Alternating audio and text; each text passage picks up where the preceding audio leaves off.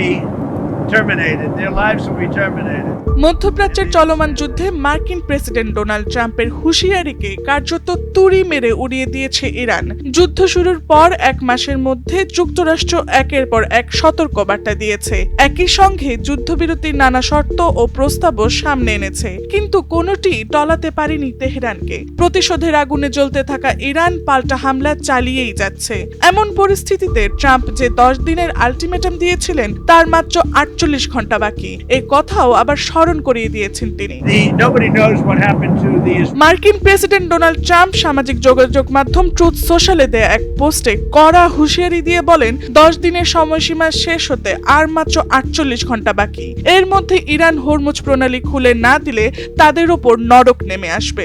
ট্রাম্পের এই হুমকিকে একেবারে ফাঁকা বুলি বলেও দেখছেন না অনেকে, কারণ ইরানের ড্রোন হামলার জবাবে অপারেশন এপিক ফিউরির পাশাপাশি স্থল অভিযানের জন্য হাজার হাজার সেনা মোতায়েন করা হয়েছে।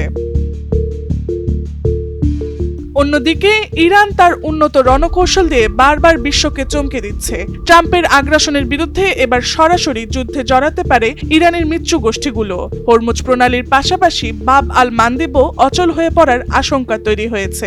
এমন হলে বড় ধরনের কৌশলগত ও অর্থনৈতিক চাপের মুখে পড়তে পারে যুক্তরাষ্ট্র।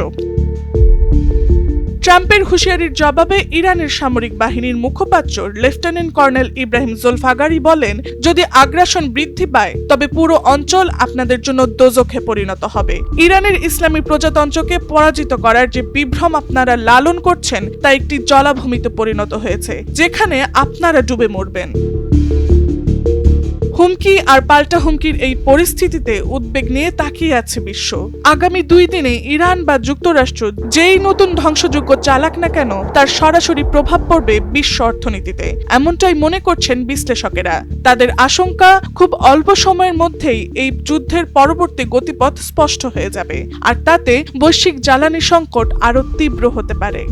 Tasnuva Sanjida, Times today.